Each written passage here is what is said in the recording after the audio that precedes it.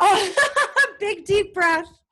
Hi. Nice Hi. haircut. Oh my God, thank you. I'm not a blonde anymore. You know what though? Because Jessie here used to be your kind of blonde, and for the like your old blonde, and for the longest time I was like, Jessie, you're getting a little bit older now. Like maybe let's ease off of it. He was like, never. Now look at him.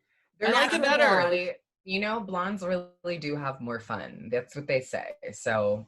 Well, we're still blonde, Lemon. It's just dark blonde, dirty blonde. Sure. No, I'm fully brunette, but go off. Look, don't you like our microphone just for you? Oh, it's gorgeous.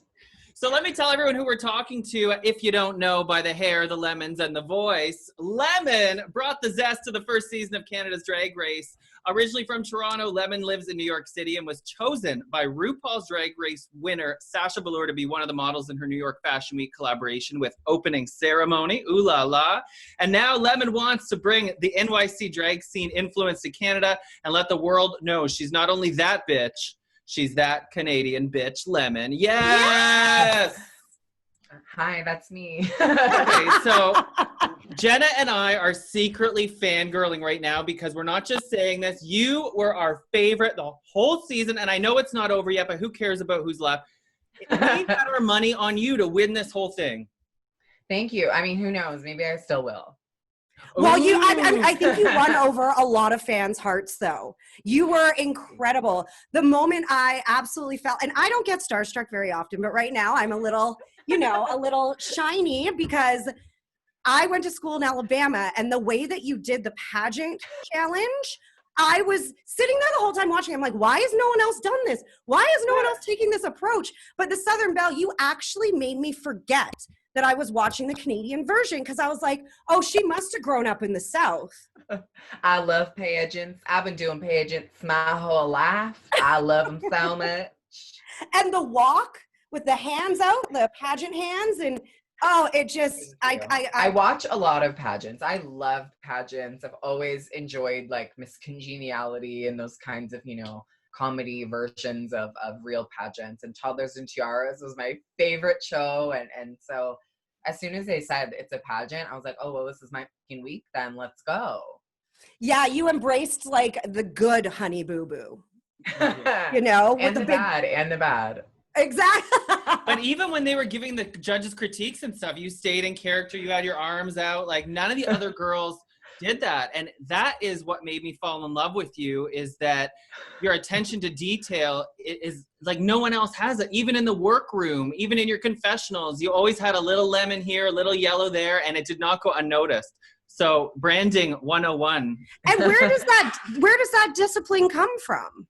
Dance competitions, for sure. I grew up being a competitive dancer, and it's very that. It's attention to detail at 100. If your comp bracelet's on the wrong bracelet, you get docked a point, like on the wrong wrist. Did I say that? I don't know. But moral of the story is it's just very, very intense, and you have to pay attention to like all those details, and the tiniest little thing will trip you up and take your points away from you, and so I've learned to not make those little mistakes just because it's, such an important thing. Right. And you went through you won a lot of challenges as well. You were actually on a real high before you got eliminated. What was it like to be on that emotional roller coaster, unlike Boba, which we love her, but she's just kind of coasted? Well, honestly, I think on Drag Race, you kind of have to go into every week as if like nothing has happened before and you don't know at all what's going to happen after. You just have to take every single week and make every week your bitch. So it's very much like if I won something or blah, blah, blah, I still was very much in the mindset of like, that doesn't mean anything. You can still go home at any moment. So every challenge, every runway, you still have to like bring it, Right. Even when everyone was hating on you. They were picking on you, your friends, your girls, they were picking on you. You know what? You have to say someone's name though. And I think part of it did come from the fact that like, I was the only one that they didn't know. So it was kind of easier for them to be like, oh, well, we don't have like this long lasting relationship. So I can throw her under the bus because, like we don't have the like history. Whereas like if it's someone with history, you kind of do start like a feud where, like the sissies were never going to say each other's names. Yeah, I mean, exactly. And it's, The sissies are too much, Lemon. We started a drinking game. Every time we heard that goddamn word, sissy, we took a shot. We barely finished an episode. We were so smashed. I don't even remember watching that episode. Yeah. Honestly, I love that. I love the sissies so much. I was an honorary sissy for sure. Well, speaking of which, I noticed, because I follow you all on Twitter, that Ilona did a tattoo on herself. She did. Your name and a lemon. So a lemon with a little lemon on it. She sure did. Honestly, so I mean, I've said it before, but Ilona and I did not get along for the first few weeks of the competition. I don't know what it was, but there was just like this wall up between us, and we just didn't connect. We didn't make friends. And honestly, like, I can't really say that either of us was like indefinitely pushing for it either. So we kind of just had this thing where, she was in the room and I was in the room, but we weren't in the room together, if that makes sense.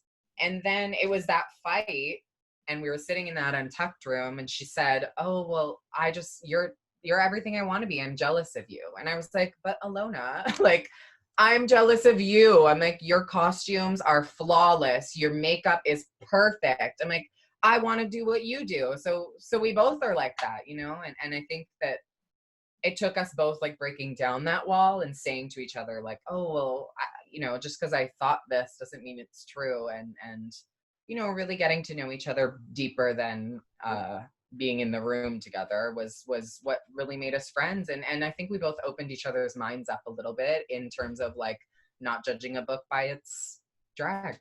Right. And you guys were you were both very close in age as well, and you were some of the younger queens. Yeah, exactly. So that sounds like a bit of like, that little like bratty sisterhood thing where you kind of butt heads at first. I mean, I was talking about this with my best friend. You always have a story about your best friend where at one point you didn't like her. For sure. Yeah. And then for sure. And me and Ilona are very that. Like, we, immediately looked at each other and thought like, "Oh, we're not going to be friends." And then like once we got to take a second and like actually talk, we were like, "Oh, you're actually dope. Like, you're so funny. You're so cool." And we got to like really make, a long lasting friendship, and now I'll be on her body forever. So nailing that. Maybe she likes you a little more than a friend.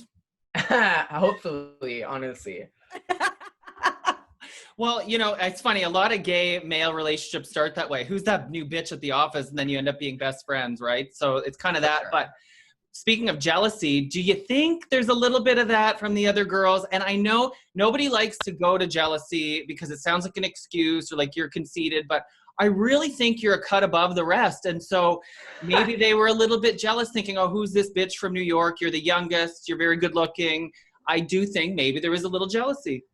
I mean, I'm sure that had to do with it. I also, a lot of the like mini challenge wins and even the acting challenge win that I had previous to that, like those girls weren't in the room for.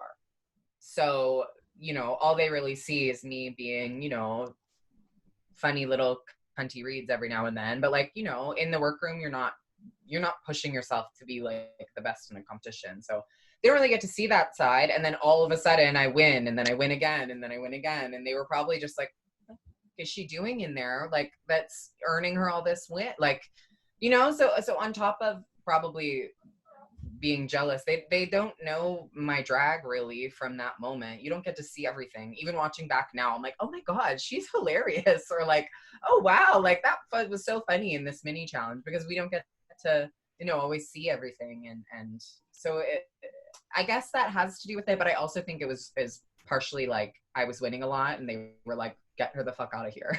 Right. I think it's only natural in a competition for everyone to have their own moments of jealousy. Sure. Yeah. That's just if you're not a little bit jealous, then I think you're not doing something right. Because why her? What's going to make you want to beat them if you're not jealous of what they have? Yeah, exactly. And it is like, honestly, like Drag Race really brings your demons to the forefront. Like, you cannot hide from any of those negative emotions. If you feel any of them, even for a second, like you can see it on your face and everyone will know about it. So, you really like, it's the most intense thing I've ever done. It's the most like insanely difficult thing I've ever done. And I think that like, you know, we kind of deserve a little leeway for going a little crazy because we had no choice. Right.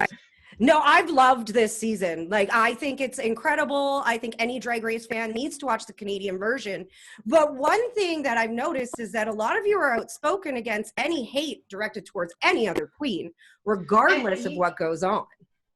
I think it's just stupid. Like, I don't, you know, I think, so I think that Drag Race has kind of conditioned people to look at drag as if it's a competition, always. So when you even go to see a local show, there's like these, you know, gays sitting in the back with their arms crossed thinking like, oh, well, she doesn't have this and she doesn't have this and blah, blah, blah. And Michelle Visage would say, well, I'm like, girl, Drag Race is a competition, but like drag is not a competition. There's no need, if you don't like someone, there's no need for you to like really even give a fuck about it. So like if you're, you know, if you liked me better than another girl, that's great. Why would you send that person hate when you could just send me, oh, I really liked you in this week? Do you feel Like, the same way about the judges that are getting a little bit of heat as well lately? 100%. Because at the end of the day, they were paid to judge us. That's their job. So they're doing their job. And if they were, you know, sitting every single week just saying, oh, you look so pretty, then what kind of fucking competition show would that be? It wouldn't be very good. Simon Cowell, fucking Michelle Visage, Santino, like these people have all said, you know, harsh things. It's the nature of reality television and it's what we all signed ourselves up for. And on top of that, like knowing the judges and being in the room with them, they were incredibly supportive and they were very, very kind. And they, you know, they were very conscious of what they were saying to us. And they were trying to make sure that we grew as artists and that our drag was represented the best that it could be on television. So, you know, if you don't like a critique or two, that's fine. That's the nature of watching a show. How many times have you sat and watched, you know, American or Canadian Idol and thought like, oh, I actually liked this song better? Right. Like, it doesn't mean you then send death threats to the other I person. know. Like, Well, and we've been watching and we paid extra attention to the judging the last episode we watched, just because we're wondering, because we didn't feel the like Simon Cowell mean. We thought every single critique was very constructive. If anything, Michelle Visage said meaner things than Michelle, JVC. yeah. So I'm so Exactly. confused why the Canadian panel of judges are getting so much heat. I mean, I think part of it has to do with that it's a queer person of color giving critiques to your favorites. And a lot of people I don't think are looking at it from, you know, the point of view that they should be. And they're just thinking like, well, how does he's not qualified to blah, blah, blah. I'm like, well, if he wasn't fucking qualified, he wouldn't have been hired, don't you think? Right. Yeah. Like, clearly he is qualified and we have chosen him to be qualified in this field. So here we are, dolls. He's the judge. You're not, end of story. Like, yeah. But I think, you know, you hear anyone talking about your fave or the person you liked the most. And when they say something negative, it's really easy to be like, well, you're an asshole. But like, no, you're not. And also, you know, doing well on the show or not doing well on the show and then doing well in real life are two very different things. So it's not like, you know, it's not like someone telling me, oh, I don't know, your makeup looks like shit today. It's not like that happens on the show. And then for the rest of my life, my makeup looks like shit. Right. Like, nobody's still reality, talking about Clay Aiken from American Idol, okay? Like, exactly. I mean, He's still working. except for when we matched on Tinder a couple years ago, but that's a whole nother story.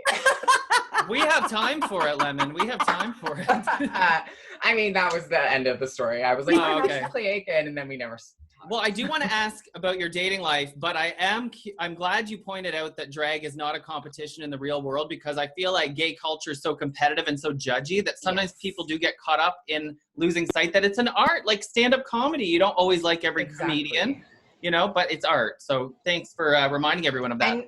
And like, you are welcome to like dislike any of the queens. That I'm not saying that you have to, you know, love every one of us and blah, blah, blah. I'm saying if you don't, that's chill. Don't tell them. Like, right. Or like, if you really must, it's not evil to send like a creative like critique and just say like, oh, I really loved you. I also loved when this person did this. And like, I would love to see you, you know, exploring that as well. But thank you so much for entertaining us. Like, that is also not, you know, insane to me, but like what is insane is sending death threats and fucking telling people that you hate them. Like, bitch, you don't fucking know them. You saw them for 15 minutes on a television show. Like, right. Take a 10 deep breaths and keep scrolling down. I mean, for real. I mean, if there were, because also like everyone's done and said shitty things that they've felt bad about later, or maybe not, but like everyone's done and said things that, you know, made mistakes. It's like, if I only had those 15 minutes of you, would that be your full character? No, not at all. Not even close. You think of that phrase, walk a mile in my shoes, right? Like the people that critiques, like, bitch, you get up here. Could you do this? No, they probably couldn't even do the heels up. It's very that. So it is very that. And it's always the ones, like the people who love you, you know, don't hear from nearly as much as the haters. No, exactly. And yeah, so you just have to keep that in mind, I think. But. Yeah. Okay, dating. So we know we know Ilona has a crush on you because you're now on her body forever. How do you feel about Rita's crush? Oh my God, me and Rita had this like going for the whole season. I don't know how it only just made it in, but yeah, we love each other so much. I love Rita. Is the crush mutual? Oh my God, absolutely. Stop. You're lying. A Drag Race season 1 romance? Oh yeah, we're the new Brangie. The new. You heard it here first. You heard it here first. You did get to work with a lot of the queens because you guys had a lot of challenges where you worked together. Who is the one that you just really clicked with really well? Honestly, I would say Priyanka. Like anytime I had to choose, I was like, Priyanka. Like, so, you know, she's a spark of energy and she's so much fun to be around, and she loves drag, and like that is really. Like, that's all you need. Is that why you also working, have the best burn on her ever? Honestly, and what I love Can about you just Priyanka say is, it for me? Because honestly, first of all, I should say that you have t-shirts available that have I do. This the link in my bio. The link in my bio. Link in your bio, but please say it first. We need that clip. Priyanka, you talk about having sex a lot, but the only thing you're fucking is stupid. But that was the moment I think I actually did fall in love with you. I went, oh, you know my what God. though? She is the kind of person that you can like read and like you can really, you know, dig deep and make a funny read about, and she just laughs it off, and you know, she does the same thing to me. We're kind of always back and forth like that, and I mean, I love to laugh at myself. I think, you know, it's hilarious. I don't mind being made fun of. I appreciate it as long as it's a clever joke. And so you know, like that's another thing I love about her is my sense of humor can come off a little sharp. And I feel like sometimes if people are more sensitive, then I kind of have a hard time, you know, being my own sense of humor, because I don't obviously mean like hurtful things. I don't think Priyanka's fucking stupid, but right. it's a joke. Like it's part of the read. So Priyanka's become our second favorite. I was pretty gonna quickly say because it took her a while. I don't know whether it's the edits, but it's like the last couple episodes she's really come out of her show. And it's her personality is just amazing. And you're right, she's a very positive person. Yeah, she's just so fun to be around, and she's so, you can see it, like it comes through on camera, I find, because she's just so like effervescent and so yeah, she is fucking stupid. So that that bitch. So no, you're that bitch, Lemon. So let's talk about that twin challenge, because I think you had it harder than any of the other girls. Your twin had a witch nose. He had a full beard. We could go on. Oh, I'm being a bitch, but like it was a hookish nose.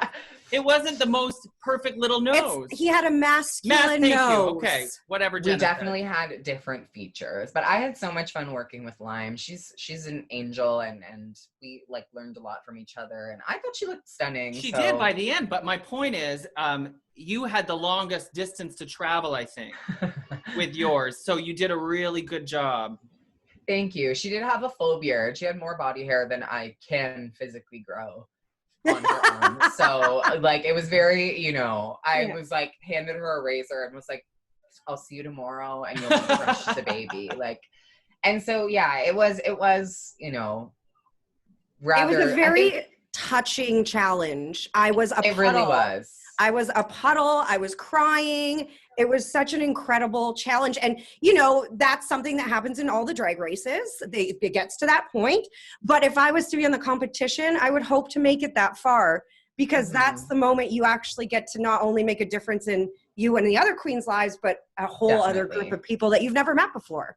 Exactly. And it was an honor to be a part of it. It was an honor to go home for that challenge, because you know what, like, you can't really, like, it puts into perspective how silly a drag competition is in the real world. So to go home on that was a very nice reality check. And I you know, I might be bitter forever, but I really can't be upset about it. No, you're just a little sour.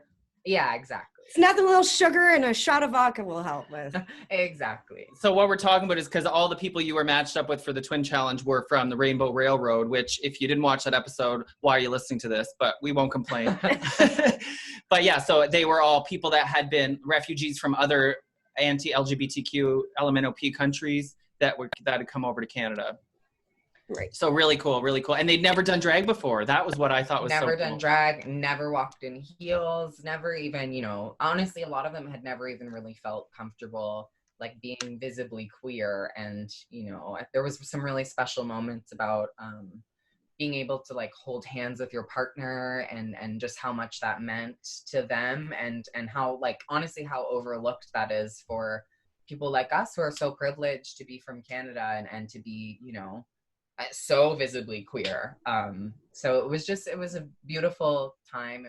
I'm like very thankful that I made it that far so that I got to really, really experience it. But it's amazing that it gets to be shared. So I'm happy that everyone got to watch the episode. And well, that was like so much. Right. I guarantee that even this guy made of stone with too much Botox leaked a little bit. I won't say cry. He just leaked a little bit. But that was the most meaningful challenge for you.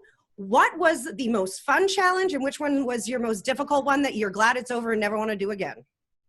Honestly, I don't think any of them I would never want to do again. I had so much fun, and like I'm like made for competition shit like this. Like I love dance competition and like drag competitions. I have so much fun doing them, and you know, I think that also comes with, you know, I'm not afraid to lose them, because I know that, you know, winning is not like the only prize. So I very much enjoyed myself, and I loved having the challenge of week after week of, you know, creating something insane and the time constraints and all this. And I really enjoyed it. So even that Heritage Minute one, that one was a little for me. Oh no, like I had so much fun. My team was so great to work with, and like we had such a great time reading the lines and laughing about how stupid they were, and you know, I mean, like we're not creating high art in documentary films. We're just having fun and being queer and like entertaining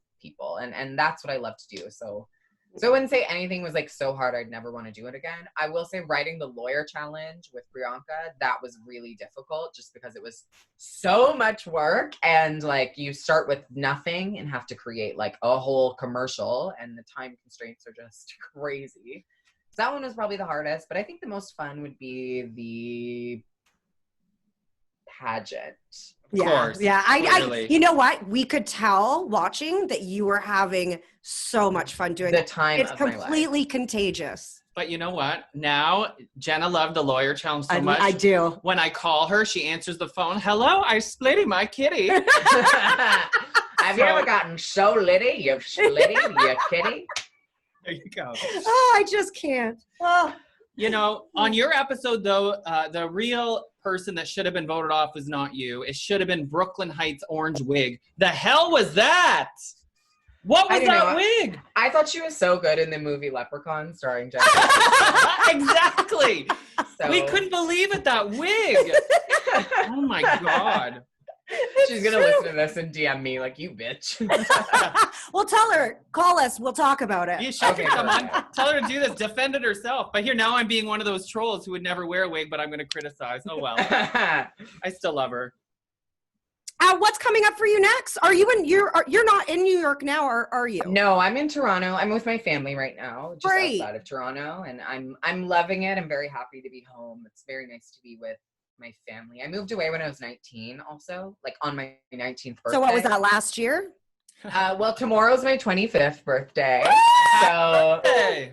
so I was in New York for 5 years, and you know, it's I find it's very, very, very nice to be back with my parents, and like I feel like a teenager again. It's great. What's the deal with COVID, and like, are you going to return to New York? Because I guess that's got to pose a lot of difficulties for you. COVID obviously is a big problem, but my biggest problem is just the United States in general. So when they elect a new president, maybe I'll head back there for a bit. But as of right now, I don't think I want to stir the economy at all. So Right. Do you think that you can have as illustrious of a career in Toronto as you can in New York City? Oh yeah, bitch. I'll be international for sure. And Toronto, and I think Canada is like really stepping their pussies up with drag, and drag is, thanks to Canada's Drag Race, but also just in general, is becoming a lot more mainstream, and is, you know, kind of everyone's talking about it. And I think that it's nice having Canada's Drag Race, because obviously not every drag performer aspires to be on reality television, and they shouldn't. Like, I think this is, you know, not for everyone, but it is nice that some people will have Canada's Drag Race to aspire to, because obviously before Canada's Drag Race, Canadian drag artists were kind of just, you know, Looked over.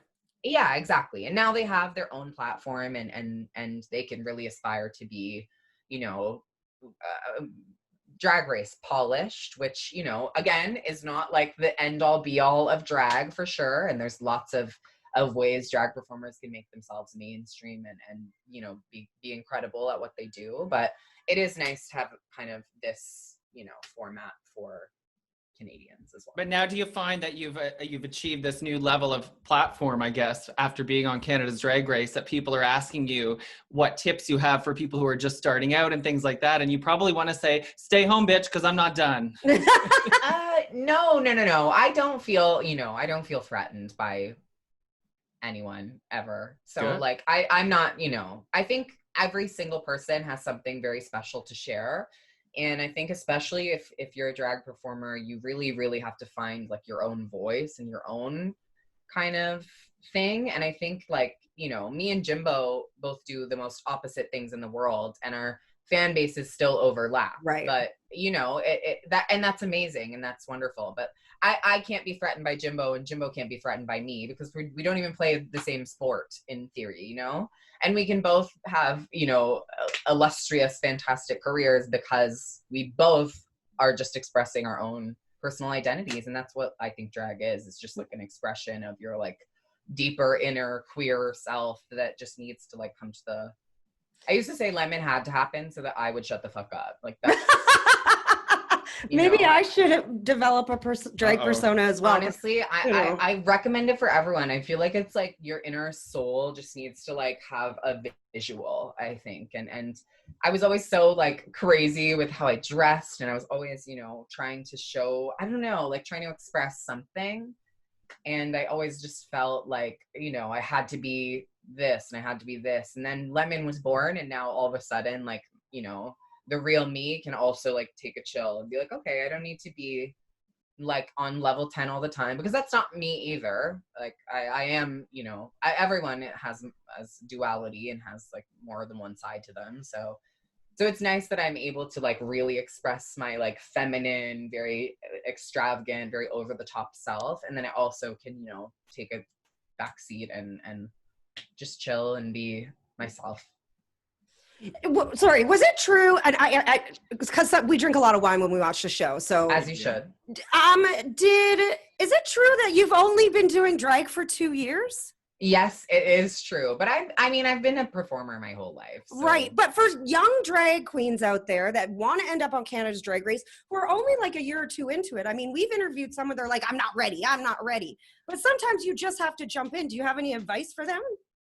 I mean, I think it really just does come down to like, drag is so personal. And I think when you are comparing yourself, that is like the, you know, what's the saying? Comparison is the thief of joy. Right. Like if you are going to, you know, look at yourself and then look at Plastique Tiara, like I don't do that, because if I looked at Plastique Tiara, I'd quit drag. Like she's You know what I mean? Like, there's so many people that I'm like, oh, well, she's always going to be prettier than me. She's always going to be better than me. She's always going to be this. She's always going to be that. But at the same time, like, I'm always going to be something to someone else. And everyone has that quality. Everyone, you know, everyone fits in their own way. And there's no, you know, hierarchy of good or bad or whatever. I think my best like piece of advice for, you know, starting out drag performers is I would just say, like, be fucking nice to people. Like, be cool, be easy to work with, be chill, don't be demanding, be prepared, be professional, work on your craft and do you. And that is like all you can really do, you know.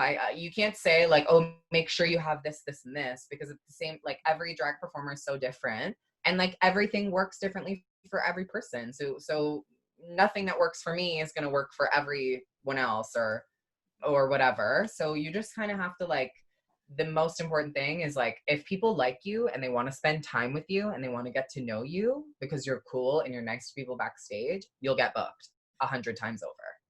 I think that's a good piece of advice for anyone in entertainment, period. For sure. Honestly, in anything, like, I think in anything, if you are just nice to people, and also, like, this isn't, you know, when you're specifically working, like, if you are nice to people throughout your daily lives and like really put an effort in to like not get frustrated about like fucking waiters and waitresses, like, you don't know who those people are, you don't know who their roommates are, you don't know who their dads are, like, you know, the connections, especially in entertainment, are always really intertwined, and drag queens have the biggest mouths in the world. If someone's a little bitch one time, everyone's gonna know about it. So we may not know who their dads are, but we're open to finding out. Well, I know who their dads are. I have a list in my phone. I bet. Right next to Clay Aiken's number too, right? Yeah, exactly. I have like a phone app, and you just like put a picture of someone and their dad comes up.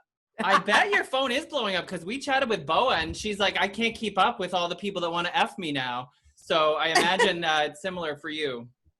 I mean, as he wipes his lips. Well, you know.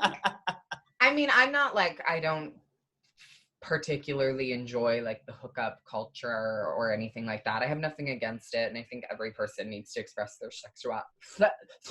their sexuality differently, and you know what you know, I'm not here to yuck anyone's yum, but for me, you go, Jenna. Don't worry. Yeah, Thanks. For me, I just don't really like enjoy hooking up. I don't find it, you know, satisfying. I don't find it, especially in 2020, it's the worst. You go I mean, especially in 2020, but also just like, you know, I'm not saying I've never done it. I'm not saying I'm not going to do it again, but I'm just saying, like, for me, it's very, you know, it's more common for me to like not.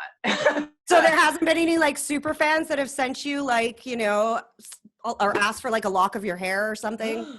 Well, yeah, but they just stay in the message requests, and they eventually, I'll never see them again. Yeah. Okay, last question. Why lemon and not blueberries? Or lime. Right. Well, I wanted like a pop star name. Like, I wanted like a one word, like very easy to remember, easy to spell. And I wanted it to be something that like was easy to pronounce. I always like, you know, I'm also like, I fucking hate learning names, and I'm so bad at it, and I always feel terrible. So I resort to just being like, okay, baby, honey, sweetie, potato, fucking pie. Like, you know, I'm always a nickname person. So I wanted to make sure that my drag name was something that no one would ever feel like, oh, am I saying it right? Or blah, blah, blah. So I don't know. I kind of thought of lemon as like a joke, and just said like to my friends, like, what if it was lemon? And they were like, we don't care. Like, do whatever you want. And then I was like, yeah, I really like it. And I think it just kind of, you know, it just, there's something, I think when you hear your drag name, like, you just know, like, you're like, that's what I am. Like, that's what lemon is just that. So yeah, I wish there was like a more intense story of me like sitting at a restaurant and seeing a lemon roll by in the wind. But no, I thought you were always obsessed with lemons, or like you. I mean, I used to eat them off the rinds. Like, when I would like get like a Sprite and there'd be a lemon on the side, I would like eat the full lemon, and my whole family would always be like, you are fucked, because I wouldn't even like wince. Like, I just was like, these are great. Like, right. So I mean, I did love them. Exactly. Like, I do love lemons, and like, I mean, they're everywhere, and I've always had like yellow all around me, and all my sports teams when I was a little boy, before I started doing, like, before I was a dancer, I was like on a baseball team and a soccer team and blah blah blah, and every single time the uniform was yellow, Wow. like unplanned. Wow. Are those lemons behind you real? Because they might start to stink in a couple days. No, they are string light lemons. Oh, of course. Like those Yeah, chili peppers so- Jenna has in her bedroom. Right. Yes, they are very Tumblr. Yeah. You know. I string put mine next to my garlic to ward off the vampires. But Oh my gosh, that's amazing. I put mine here to ward off fanboys. Right. I don't know. I've been watching True Blood lately, so I don't know why that came out. I don't know either. It's That's almost what happens. Halloween. So I don't know. Weird. Okay. So Lemon, you're amazing. We love you. Thank you for chatting with us. And you're Thank you always for you're the having number me. one in our hearts. For sure. Oh, thank you. Hey, who knows? The finale's not aired yet. Maybe I'll still win. Oh, tease. Come back from the dead. You're gonna have to tune in Thursday nights on Crave. See, little did you know, maybe your vampire reference was foreshadowing because Lemon might come back. Oh Yeah, my you God. never know. Come back from the dead. No spoilers if you're knows? listening, Amy. We don't know. We're guessing, okay? That's the executive producer. Thank you so much for coming on our show. We Thank you for absolutely having me. love you. Cheers. Mwah. Cheers. Oh, I have water. Actually, it's empty. That's all right. We'll pretend it was a shot.